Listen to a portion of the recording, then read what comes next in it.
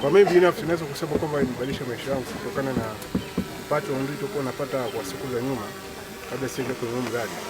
Imekuwa ni tofauti kidogo. Sasa hivi hata maisha yangu kidogo kupitia mradi huu. Kwa nishukuru serikali kwa fursa ambayo nimeipata hapa. Kwanza maisha yangu kidogo yameenda vizuri, sawa, na pia pesa kidogo ya kujikimu na familia inapatikana na mambo mengine yanaendelea. Kwa serikali iongeze juhudi, kwa sababu pia natakiwa tenki liishe kwa wakati, ili mradi watu wapate maji kwa wakati unaotakiwa.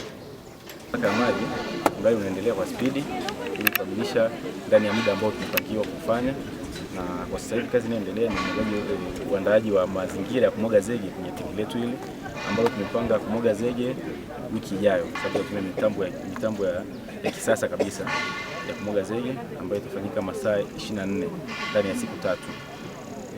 Na kwa upande wa mkandarasi pia kujidhatiti kuendelea kutekeleza mradi kwa spidi ili ukamilike ndani ya wakati na watu wananchi wa Mbeya wapate maji kwa wakati, kwa sababu kwa mujibu wa mkurugenzi hapa, mradi huu ni mradi kimkakati na huenda ukawa mwarobaini wa changamoto wa maji katika jiji la Mbeya na viunga vyake vyote. Kwa kama wakandarasi tumejitolea kikamilifu kukamilisha mradi huu kwa wakati. Hivi tuko asilimia 49 ya mradi na tunaendelea kupambana kukamilisha kwa wakati.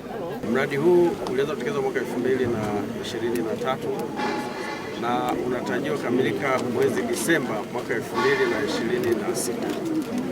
Shughuli za mradi huu ni ujenzi wa banio kwenye chanzo, banio ambayo itachukua kiasi cha maji lita milioni 117 kwa siku.